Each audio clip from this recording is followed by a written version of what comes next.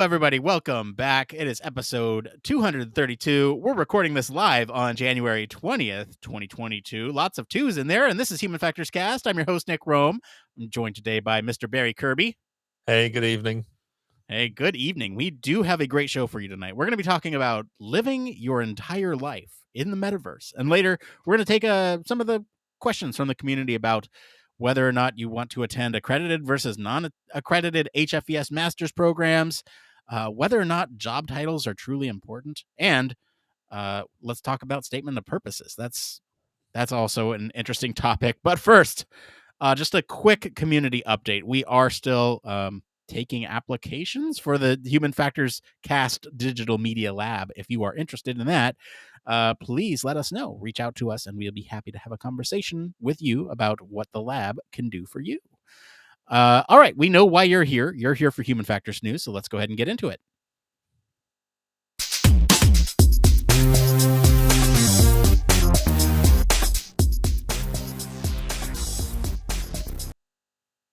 Yes, we have quite the interesting story this week. Barry, why don't you break it down for us? So the story is, experts say people will soon live their entire lives in the metaverse. So do you ever watch films like Ready Player One or The Matrix, where you just plug yourself in or put on the suit and you're there in the virtual environment, able to look how you wish and do what you want? Tired of that day-to-day grind? Want to travel the world, see amazing things, and even transform into an entirely new person? Well, according to these people, you're in luck. Experts believe you'll soon be able to live your whole sad life in the metaverse. The director of consulting for Future Today Institute told the New York Post she believes that a large proportion of people will be in the metaverse in some way by 2030. Whilst many will be using it only for work, she believes that it will play a bigger role for others. In fact, they added that will live the majority of their waking lives, waking hours, jacked in. AR wearables may be as pervasive as smartphones today. The CEO of 3D software startup Cesium told the Post. He added that he believes that the products like Facebook Oculus headsets might one day completely replace cell phones. Though we're still a way off from that, and even that 2030 prediction is very likely overly ambitious. Metaverse technologies are still woefully archaic, as anyone who's ever worn an Oculus product for more than half an hour can probably attest. So while some companies are jumping onto this metaverse train in a big way, the technology is still fairly unrefined and limited to a relatively small number of use cases like video games and deeply unpopular concerts. It's probably a bit harsh. But they do admit that fully realized metaverse, such as Necromancer or Ready Player One, is likely far off into the future, saying that if you're asking when we'll all be running around Neo-like in the Matrix, it's probably a bit further out than 2030. So, Nick, where are you with the metaverse? Are you ready to jack in, or do you just want to tell it to jack off? Did you workshop that one before the show? Was it good or what? Wow. Look, so, man, this in the far future,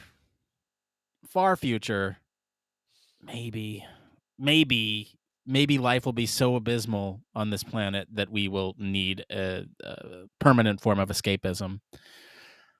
In the near term, no, not at all.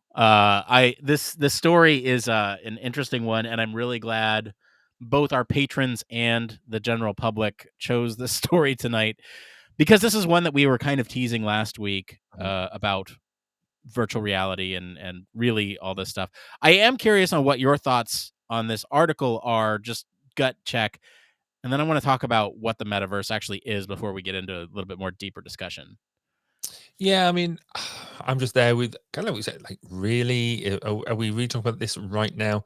I can see the appeal to a certain extent. You know, we've all watched various films and things like that, and read books where you like I say, you dock into your station, and you can see a number of advantages. That you know, you can be who you want and that type of thing, but you do have to stop being a teenager at some point. And there is this thing, human contact. I mean, there's so many people now, especially I think with the pandemic and lockdowns happening, that you really now, I guess, relish or understand or at least appreciate human contact when you haven't been able to see people for so long. So I can see more online happening, and I can see the better we can integrate with online, getting away from keyboard, mice, and having to use screens and stuff. That is all brilliant. That will enable us to have a greater experience. But I can't see us going to that point of living our lives online in the way that this article suggests, because of, well, a whole lot of issues that I dare say we're going to get into. So, enough about what I think about it. What is the metaverse? What do you think? What do you believe the metaverse is? Yeah, let's talk about the metaverse. This is a really ambiguous term when you actually think about what it could be. And I think about the metaverse in the same way that I think about virtual reality, where virtual reality is traditionally thought of as like you put these VR goggles on and you're in this 3D computer animated environment. And I tend to think of it a little bit more broadly than that. Virtual reality is anything that takes you out of what you're doing and puts you either mentally or physically or metaphysically in a different environment. And so this could be anything as simple as like storytelling to Mhm. me, right? You are transported to another world when you are reading a book. And somebody is so vibrant with their words that they're able to paint a picture of what it's like to be there. And if it's in, first person, the book, then you're able to transport yourself into that environment. I think that's a broader version of virtual reality. I think when we talk about the metaverse, to me, this is just as ambiguous because you could very easily replace metaverse with internet Yeah. and it would largely have the same uh, conceptual basis behind it. I think when we talk about metaverse, I think the broad understanding of it is these virtual spaces in which you are navigating through or interacting with in a 3D environment. So I think that's what people think of when they think of these metaverses, right? You have some sort of virtual avatar, and you can go from different environment to different environment and interact with either other people in that environment or other characters in that environment. And the purpose of those environments is for a variety of reasons. It could be like, you could be in a mental health space where you are meditating, or you could go into a game space where you're actually just playing a video game with your friends, or a watching space where you're watching a TV show with others, or this, if we want to get really immersive, some sort of shared space where there's immersive storytelling happening all around you, and you're able to witness it from your perspective. And so there's a lot of things that the metaverse is meant to encompass, or that the current vision of the metaverse encompasses. And I think there are a lot of different issues when we think about actually living in this environment. I want to get your take on the metaverse. What is it to you before we start jumping into some of these concepts? See, this is where I think it's quite interesting, because we look at where we're at now, and where you're right. When we talk about the metaverse, we get into automatically assume it's an immersive environment. You're wearing some sort of goggles, or it's visual, it's audio, it's bringing all that together. It is not where you're at now. But then when I just sort of break down that word meta, it is all about just data, or added data. And when you said it's about, it's just fundamentally the internet is that kind of it, because you could on one level argue that what we're doing right now, we're in two different countries, two different time zones, coming together through the internet to provide a almost a visual and audio experience for other people. Is that not the metaverse? Well, probably not. Well, probably not what people's imagination of it would be, because we're not wearing goggles, we're not in some sort of hyper realistic environment. Um, so yeah, I don't know. I think it does have to include the environment thing, because that's what the people are led to believe it is. But I think actually it could be a lot simpler than that, in what we're doing. But yeah, I think, like I say, it's ambiguous. I think there's somebody's got to make a lot of money off it fundamentally.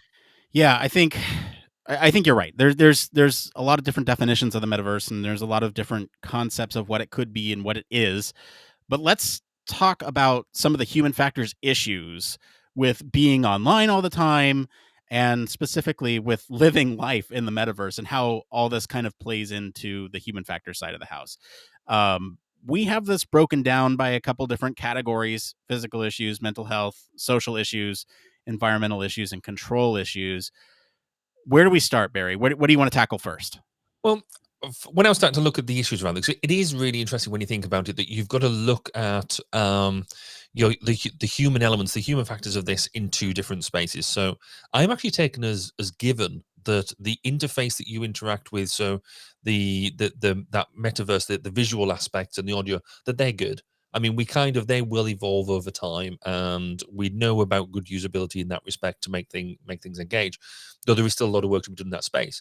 What really gripped me was the idea, if we're going to live in that metaverse, what are the things we need to consider in the real or the physical universe, our everyday living, that we would need to work out a way of existing in between the both. So to start off with, I mean, physical issues. Let's the fundamentals of your body needs to hydrate and it needs to have nutrition and exercise and things like that. If you're constantly plugged in or you've got your screens on for a good percentage of the day, even if you're wearing it for 6, 7, 8 hours a day for work, and then you then just taking it off. Well, you're going to sit there, and you need to have eaten stuff. You need to have drank something.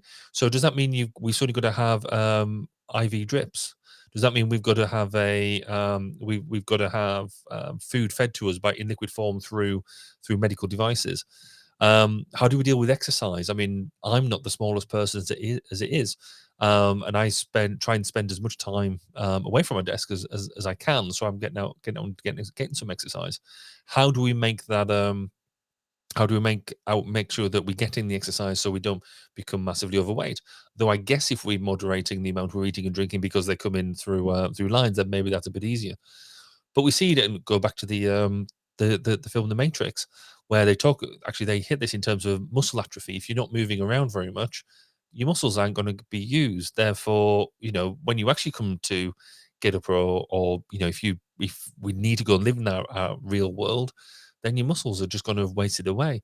We do have some specialism, some skills in that because of what happens when you go into space as well. Um, but fundamentally, toilet breaks, we've got to be able to deal with waste products of the body as well. So I mean, they're just a handful of them physical issues that we've got to deal with. I don't know. Is there something? Is there some of the other issues that sort of pop out to you that you think we should be exploring? Yeah, I do want to touch briefly. You mentioned that we kind of have some of these usability issues ironed down. There are some concerns that we need to think about from that perspective. And this is not one of those categories that we really had initially, but I do want to talk about it briefly. We have sort of these usability issues of, like, how do you navigate within these virtual spaces? How do you navigate within spaces? Is it intuitive enough to kind of point a cursor in that direction and move over in that direction, or is it um, are we eventually going to hook it up to our brains and have our brains control our avatars motion through these environments? So there's a lot of other usability issues that we have to consider with some of these advances in technology if we truly want to get to sort of this metaverse immersive experience, feel like we're there type of thing. Mhm. I don't think we're there yet. I think there's a lot to still discover there, and we'll talk a little bit about this with the social issues, but then there's also the actual usability of how do you interact with other people? Do you go up to them and type in a space, or do you speak out loud? Is there proximity uh, proximity chat where you can hear others in close proximity to you? Are there ways to mute other people? Are there ways to sort of enhance some of your friends' volume as they're coming through? So there's a bunch of usability issues with that as well. And those that I just wanted to touch on that because I think we kind of glossed over that, but there are those are just a few examples of many, many challenges that will have to be overcome if we truly want to get to the point where we're jacking in a plug to our brain and being able to interact with this virtual world, right? And I know conceptually the metaverse, we just talked about it, is not quite there in maturity yet, but I think that's where a lot of people see it going. Yeah, yeah. And you're right, that whole interface to how we plug into it, everybody immediately thinks of the Matrix, where you're gonna have this big probe in the back of your head. Um, I mean, the practicalities of such an interface. I mean, brain HCI is a becoming a growing field at the moment. But I think just the that element of how do you actually physically, so really you want to stop using any sort of peripheral devices. You want just direct communications, which is that whoever nails that straight off, that will be Yeah. the massive game changer. Yeah, we have a couple other categories here. You want to talk about mental health? Yeah, I mean, the mental health of people is going. This going to be really pros and cons with this to a certain extent, because one of the things is, well, we could easily disconnect with reality, and therefore, if you constantly are in the metaverse, and that means that you're curating your own version of reality at any one time, because you'll only talk to the people you want to talk to, you'll only see what you want to see, and therefore you don't get challenged, and therefore will you be as where will your mental health robustness be, where will it come from? But by the same token, um, all those things that almost depress us in real life, everything from physical appearance to what you look like. I mean, one of the issues that have come out around sort of Facebook and Instagram and things like that is the drive, particularly for young women, to look certain ways. And actually, this is where one this thing could help, because along that idea, rather than having to apply filters all the time, you're going to have your own avatar, and that avatar can be whatever it is that you want it to be. So you can be who you want to be more so than who you are. So this could work in really two ways. I just worry that there will be a disconnect between your true mental state and your projected mental state. Your Uh, identity. And I mean, this yeah, is happening now. This is happening now with people who catfish other people.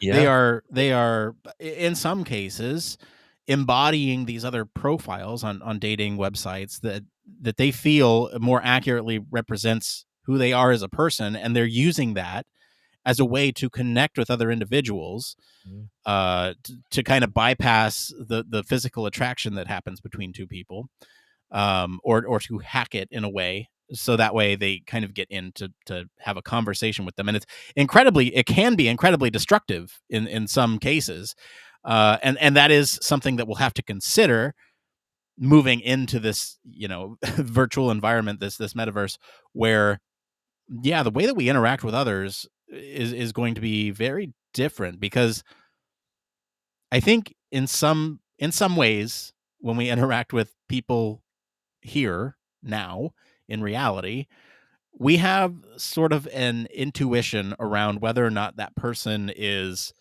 being truthful or dishonest, and this is a lot of different psychological factors that goes into this, like uh like body language, or oh, you're writing it in the notes now. I mean, we could jump into social issues too. Let's do it, because we're talking about it, right? I'm talking yeah. about catfish. Let's talk about the social issues and how these relationships that you're having with other people, are they real? I don't know.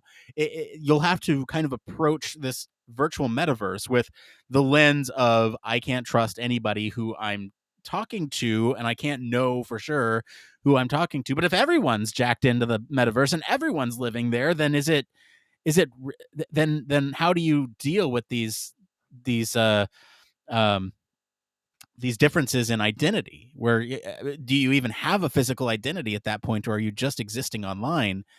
This is a really complex um thing to think about, and the way that we interact as humans is going to be fundamentally different in a virtual space than it would be in a physical space, because we won't have all those biological markers that we have in real space, right? We won't see somebody else sweating when they're lying. We won't see their eyes shifting in different directions. We won't see them fidgeting. All this stuff is hidden in a virtual environment. And so that's a lot that we have to consider. I mentioned that in terms of body language, right? People gesticulate with their hands while they're talking. I'm, exhibit A. I'm over here I'm gesticulating quite with my all over the hands. place. And so I think in terms of how we interact with people, there's going to be a difference. There's also sort of the ability to be connected with others in a way and at a scale that we as humans are not built to do, right? I think we're already seeing this with stuff like social media. We are connecting with others at a scale that we were not biologically evolved to do. I can send out a tweet from the Human Factors Cast uh, Twitter, and it will reach many people. And it's kind of crazy to think about that we didn't have that type of um, environment as we were evolving as humans, and so that's a whole nother world in which we have to consider is how do we communicate at scale. It's still something that we have to figure out, and how Mhm. do we sort of interact with people at scale. Was there anything else from that social issues that you wanted to touch on? Yeah, I guess I mean, just to expand on a couple of bits, when we interact with people, we sort of maybe picked up on some negative bits, but it's when one of the things I found during the pandemic is I give a lot of presentations and stuff online now, and if you if I give a live presentation, if you give a live presentation in front of a room, you can read the room. Right. You know whether people are taking things in. They're either nodding along with you, or they're frowning, and you maybe take that as a cue. Maybe you haven't got your point over quite right, or you can skip over some stuff, or that type of thing. You just can't get that when you're presenting just to a screen. If you've got people with their cameras, they're all switched off, and all you're doing is presenting to a bunch of letters. Um, you don't get the same sort of feedback loop that you had. But also, I guess there's I mean, catfish is a really good example as well, because actually, how do we build romantic relationships in the metaverse that are real and meaningful? I mean, actually, I watched one of my first episodes of Catfish the other day, and that was an eye opening experience. And surely this idea of the metaverse is just going to make that potentially more prevalent. Um, but then, is the relationship false if it works in your head and you never got if you never meet that other person on the other side? Is that relationship demeaned in any way if it isn't truly what you think it is? But as long as as long as it is to you what you think it is, Right. I, that's a deeper question. I think this is a great kind of segue to a question that we got in the chat here from Derica. Do you feel that this would fall into a separate sector for human factors professionals? I think there's a lot of underlying psychological issues here that we have to consider. But do you think this falls into a separate sector for human factors professionals, or do you think it falls under that VR umbrella? I think I don't think it necessarily falls into a separate category, a separate sector.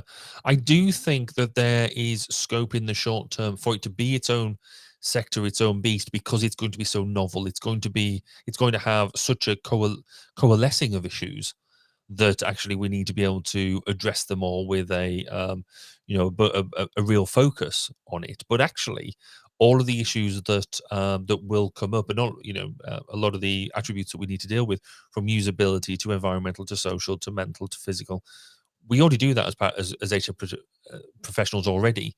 In the different sectors that we have, and in the different competencies, but I think there is definitely an angle of having a focus whilst it matures. Whilst if you still consider it in its infancy, then can we should probably have a good laser like focus on it to make sure that we're at the forefront of what's going on with it.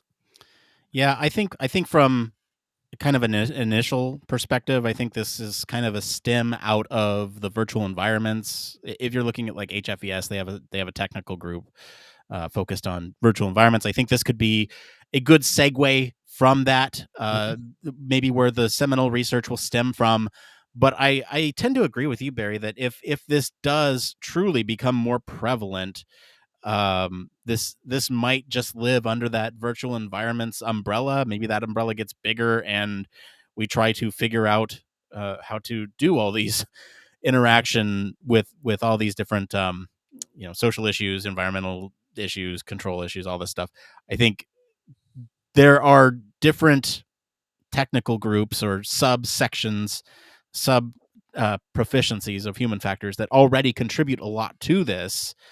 And if we're really talking about an Earth 2.0, or like uh, a separate environment in which we engage in. I don't know if it really makes sense to do that. It could, but I just don't know. I think we're still so far in the infancy that I can't see that far out. That's a great question. Thank you for that one. I really appreciate that. Let's get into some of these environmental issues. Do you want to talk about this one since I took social issues? Yeah, so I mean, the environmental really is about, on a day-to-day basis, we interact with our physical environment. We touch it, we taste it, and all that sort of stuff. Um, and the environment thrives or otherwise because of our interaction with it. How does that what happens to the environment when we spend all of our time inside of a virtual environment? What happens to our real physical environment? On the face of it, we neglect the day-to-day responsibility for our physical environment, but also that the virtual environment requires a certain amount of physical attributes for it to run. So just to generate the power to, if everybody's hooked into the metaverse, that's going to require certain amount of basic needs, electrical production. Where's all that going to come from if everybody's jacked into the metaverse? So there's it's that symbiotic or lack of symbiotic relationship with the real environment that I think we're going to have to look at. That could be interesting, and I don't know quite what that is. I think it's just an issue that we need to be aware of. Here's what we do. We just get to a point where we can control robots in the physical environment with our virtual selves, and then we can just kind of build stuff up around us while we're all plugged in, right? And Genius, yes. that also, sorry, not to get back to social issues, but that also poses another problem for humankind. If we're all in this metaverse, how do we reproduce and keep the human population stable? Yeah. That is also Back to, another issue that would have to be back looked to, at. back to the Matrix. Yeah. I mean, there's a real fundamental issue with all of this as well, which is who controls it? Yeah. Let's talk about like democracy. Let's talk about world power, world control. Because if everybody's in this metaverse, who's fundamentally running the metaverse? Who has responsibility for it? How how does democracy represent itself in a metaverse? Is it right that one company, one or a small handful of companies own not only the data that you're putting into it and reacting with it, but the fundamental principles behind it and can control what's, because they would literally have godlike control of your life, of your working environments, of all that sort of stuff, and could make it all end in literally a keystroke. Yeah. So where does democracy apply to this? Where's your privacy rights? Um, and how do we stop abuse of power? I mean, it's hard enough to stop abuse of power in the physical world at the moment. Never mind a metaverse. I just see a whole load of physical controls, a whole lot of political issues that should come front and center with this and ask the so what question. Yeah, this is a good point, and I think right now, there's definitely one company who has a very strong vision on this. But I think generally the way in which the metaverse has to come out and sort of evolve, I think, has to be natural, and I think it has to be a contribution from many different sources for this very reason, right? And everything needs to be able to play nice together from a technology and infrastructure standpoint to the point where we are making sure that humans come first, that those privacy concerns are checked at the door. We say, hey, you're entering this new space and here's everything that we need from you. We need biological data. We need, all the stuff that could potentially be read into the environment. And so we want to make sure that that is salient as human factors professionals. We want to make sure that that information is salient and communicated effectively, and that the people who are interacting with those spaces understand who's in control and who has sort of admin privileges of being able to kick you out of that environment or restrict your access to the stuff. Democracy is an interesting one, because we're thinking from it from a Western perspective, Hmm. and a democracies might not work for every culture, and so Yep. that's another thing that you have to think of is like, what type of governments do exist in these environments. Are they truly democratic, or are they, some sort of um, communist state where you have one person that dictates everything? Right? I don't know. It's a question that needs to be explored in that space, and maybe it's a way for people to almost remove themselves from geographical borders. Hmm. That might be an interesting case study where maybe you have somebody that's living in one country that's jacked into the metaverse, but then they're kind of living within the political structure of another digitally. It's a whole complicated thing that needs to be thought out. Yeah, I think these are all really interesting points, and definitely some of these human factors issues that we really need to iron out before we get to that point where we are living in the metaverse. Yes. Uh, And suddenly realize afterwards, oh, we should have really thought about that one. yeah, it's kind of like I see this as kind of following the same trajectory as a facial recognition, where it's like we can do this. Should we do this? We should Yeah. probably should have thought about this before we did this. And I think we're kind of following that same trajectory, and that's why it's so important to include human factors Hmm. into these stages at the early stages of design, especially for these almost life changing or societal changing technologies. You have a point here about our experience with the VR and the metaverses. Do we want to talk about that at all? Yeah, I guess it's just to highlight that that this idea of a metaverse isn't new as such, or certainly VR environments isn't new. You know, anybody who's had a go on the Oculus Quest or Oculus Rift as the other bit, I've got not the Oculus Quest too, and I think it's quite good fun when I remember to use it. Sometimes it can sit on the side for ages before I'm like, "Oh, actually, I enjoy using that. Beat Saber is one of my favorite games, but then I've played with some other bits that are really interesting. But then Second Life was supposed to be the big thing. It was going to be everyone's doing concerts in Second Life. The BBC was doing in the UK was doing big things in Second Life, and it was going to be the that amazing thing, and it didn't. It wasn't. It was large. I wasn't that never really that impressed.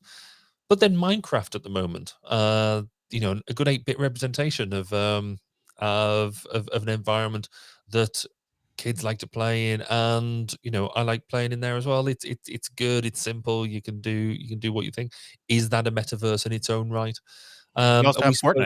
Fortnite Yeah, too, right? you got Because Fortnite. they're having the virtual conferences, they're having these other events, right? Like they showed the first trailer for episode 9 for the first time in an interactive form in Mhm. Fortnite, and they have all these different characters in it. So it that is kind of what I think of the closest thing to our idea of the metaverse right now. And then of course you have Facebook, and they're trying to make their Meta, formerly Facebook, trying to put their spin on it too. This last point, I'm glad you put in virtual conferences. it, Yeah, it's just go and spin back to one of the previous episodes where we talked about virtual conferences at length. Yeah. Um, but Oh, then, I good mean, plug. yeah, quite good that. But fundamentally, I mean, I guess one of the ones that I'd pull out would be the neuroergonomics conference that they had their representation. It was probably the closest meta meta experience that you would have. We're doing that because it included a lot more.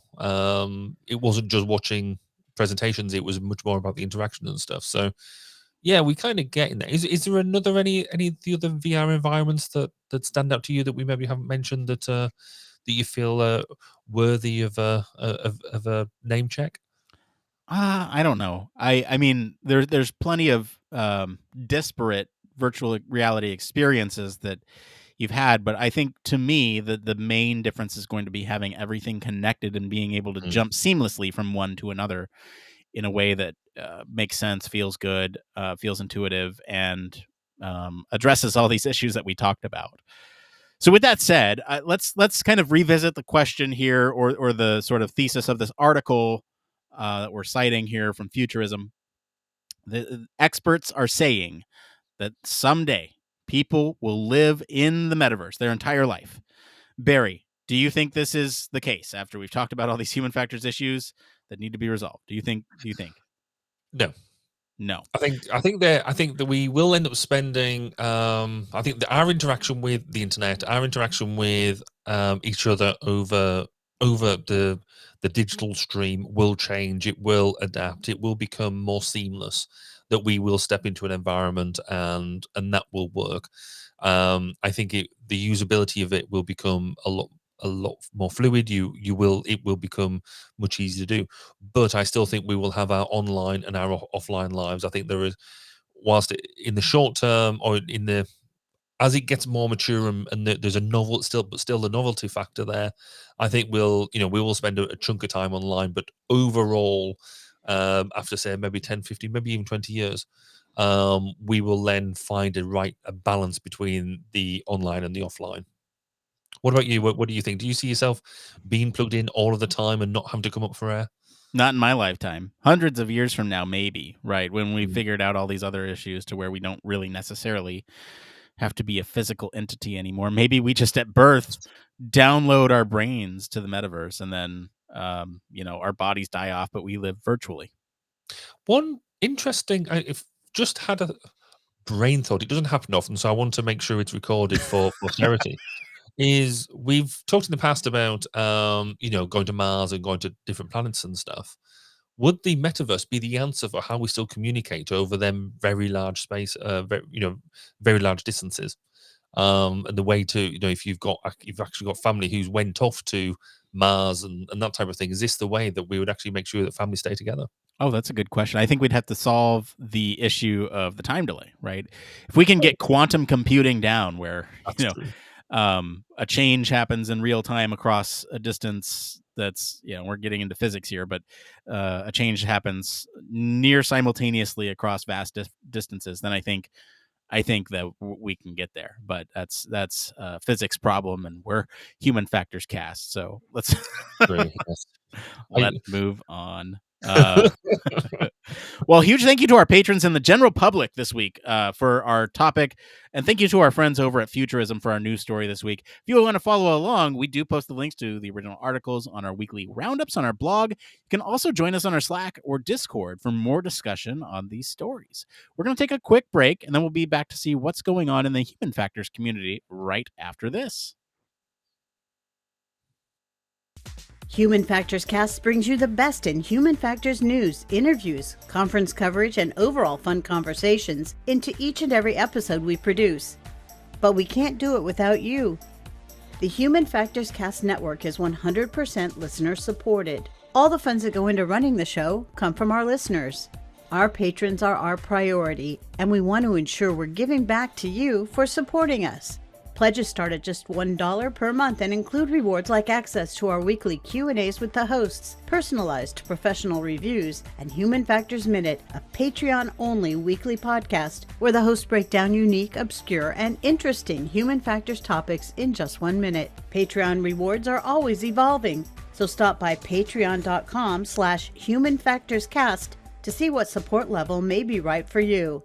Thank you, and remember, it depends.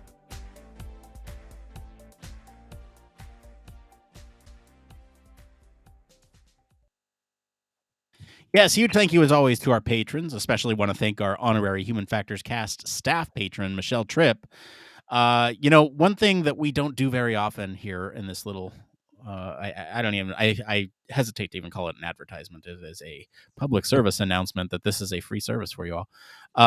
We have a merch store. We have some neat designs over there.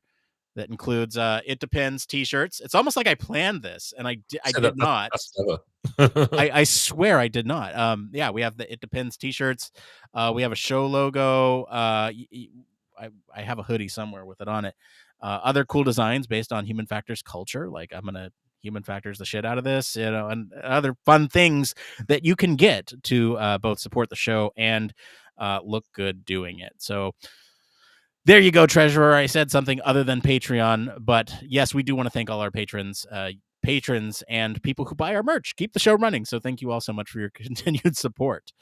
We're going to go ahead and switch gears and get into this next part of the show we like to call... It came from...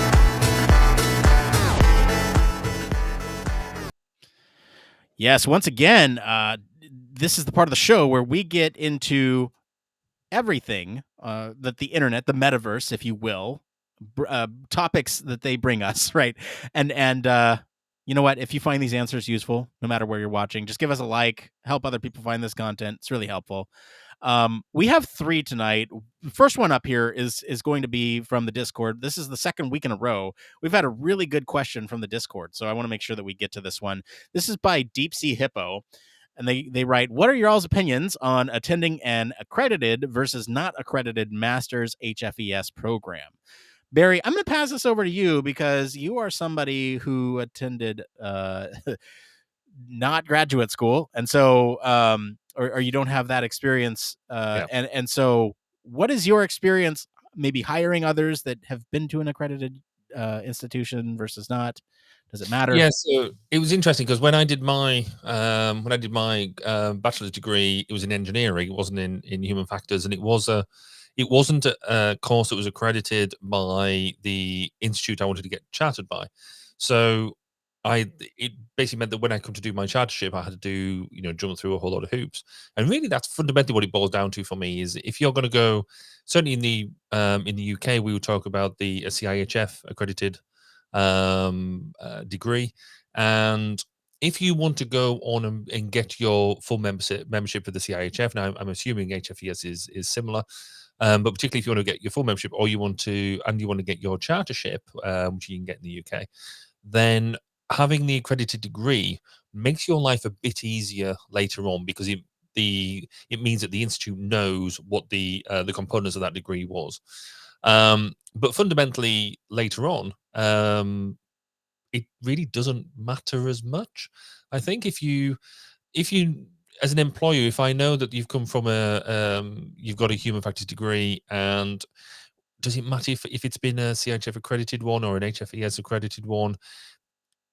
It's useful, but it's not the be all and end all, I think. Yeah, he's waving around his "it depends" t-shirt, but it kind of does. I don't think it makes a difference for jobs. I'll say that, because we would talk to you anyway, and it's really about what you do and what you've done, not necessarily just the nature of your degree. I think it's about where you want to go with your professional qualifications. That it could make life a bit easier for you, but it actually, in the grand scheme of things, if you want to get to a certain level, it's not going to block off any options for you. It might just mean you have to do a bit more work further down the line. Yeah, I echo that sentiment. I think from the HFES side, you're right. Where if they are accredited, then they do have a certain rigor or certain standards associated with them, and so there is sort of a mutual understanding of what you've been through, what you've studied, and where you're coming from. I think you're absolutely right there. It doesn't necessarily matter long term. I think experience is going to have a bigger role in that. And ultimately, your specialty is going to play the biggest role in where you go. And so if there's a program that makes more sense because it's more focused on your specialty and less on human factors, then do that. I think there are some other benefits to having a program that's accredited. Let's say if you wanted to work your way up the organizational hierarchy ladder, you can certainly start at an accredited institution by becoming like a lower, starting at a lower position, like a note taker, official note taker of the Human Factors and Ergonomics Society, your university division or whatever it is, right? And then you slowly work your way up. Oh, president of that division, and then you can use that to kind of leverage yourself into the professional environment. And there are tons of opportunities for networking events and other get-togethers that happen at these conferences that I think are another kind of unspoken resource available to being able to I guess integrate with others from that community. So it just makes the friction, it makes it less, it makes it not frictionless, but there's less friction with trying to integrate into the society at large. If you want HFES to be your home, other people call other conferences and organizations home, but for us human factors practitioners, right, HFES, Chartered Institute, I think those ones are the ones that are typically looked at, IEA, from those perspectives. You want to look at those, right? Get your foot in the door there. I think that's kind of the biggest benefit to doing an accredited versus not accredited program. But ultimately, I am going to point to my shirt again. It does depend on sort of what your trajectory is for your path. If you want to study something that's very specific, that's outside of that accreditation, don't rule it out, because you can always become a member of that society. And it's not like they're going to look down on you for going to an institution that wasn't HFES accredited. It's a different set of coursework. Yeah. Most people won't know, to be fair. Yeah, So. honestly. Yeah. All right. Getting on to this next one here. This one's by Jack on the user experience subreddit. Staff designers is the name, but this is more question about role titles. So let's get into it. Is retaining your title important to you in your next role? So they go on to write staff UX product designer is a relatively new title. Many companies don't seem to have paths fleshed out beyond senior. Are you accepting other offers with different job titles so long as the pay is comparable, or looking at specific roles, even if it limits the number of organizations or companies that you can apply to? So let's talk about job titles, Barry. Is that important to you? No. It's different now. I mean, I was reflecting on this the other day because when I was in a larger organization, then yes, I did I joined as I think it was a senior, and then worked up to, what was that, junior, then senior, then a principal, then a senior principal, before, and it was important to me at that point to know that I was working up a ladder. And then you look at principal and you sort of think principal in one organization is the same as principal in another, though actually it probably isn't. Right. They're probably a different set of standards. It's just a title at the end of the day. And then I obviously launched my own company, and actually my title now, okay, I'm a managing director, but I'm also chief cook, bottle washer. It's almost everything going. The Supreme title, leader. supreme leader, and the person who cleans up after everybody.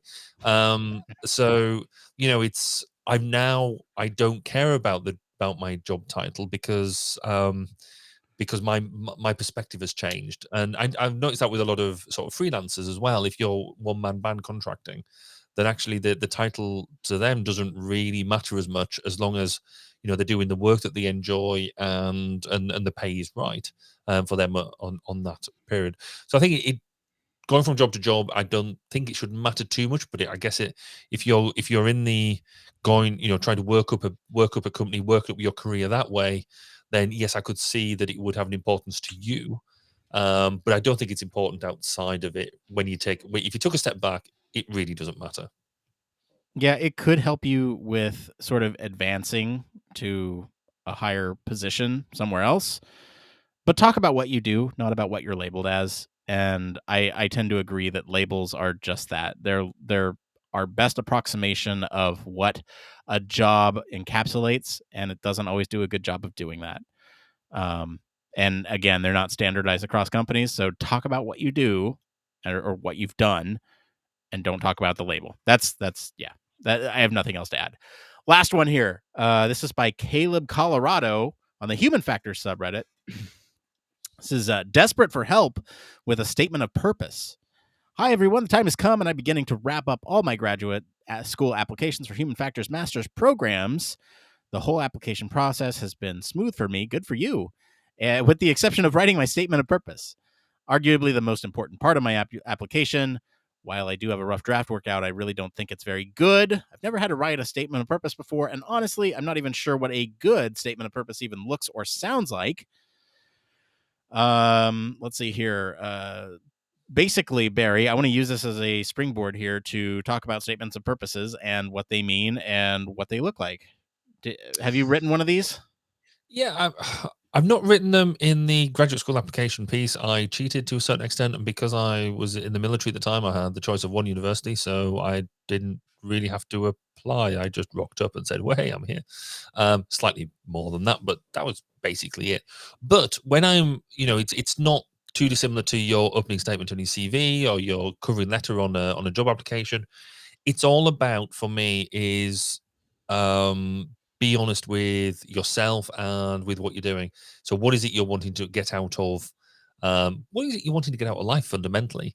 And this is where I think it's getting interesting, because what I would have written at sort of 18 to what I would write now is different. I mean, I'm lying actually, because I did write a statement of purpose a couple of years ago when I was toying around with the idea of a PhD, and the just the ability to sort of sit there and say, look, this is kind of where I could be very, very honest and say, look, this is where I want to go.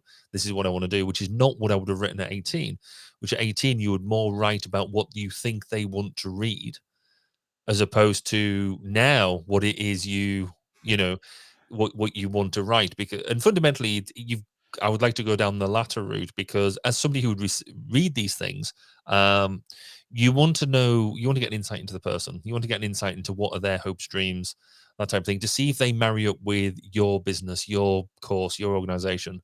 And if they're very honest, and you realize that it isn't going to work, you could actually cut out a lot of pain right there and then for both sides, Doing by them a saying, favor. yeah, I mean, you want to go, and build rockets and go to the moon. Well, I'm sorry, but I do drilling. You're not going to you're not going to go to the moon by come to join my business, but I could probably point you in the right direction of somebody who could. Um, yeah, so I think that, I mean, I think be honest with yourself is so important with these things. What about you? You've had more experience of doing Yeah. these things than I have. Look, I wrote one for my graduate applications. I echo your sentiment. I would have done things very different today than I would have then, because I did exactly what you said. I wrote it from the perspective of like, oh, I'm writing this for what they want to hear, and it wasn't untruthful. It was just a flowery version of what I wanted, and really, it's hard to know when you're just starting your sort of experience.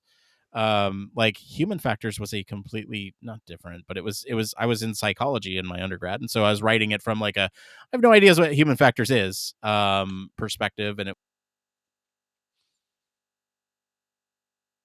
Oh, Andy's stalled right there. It looks like his camera.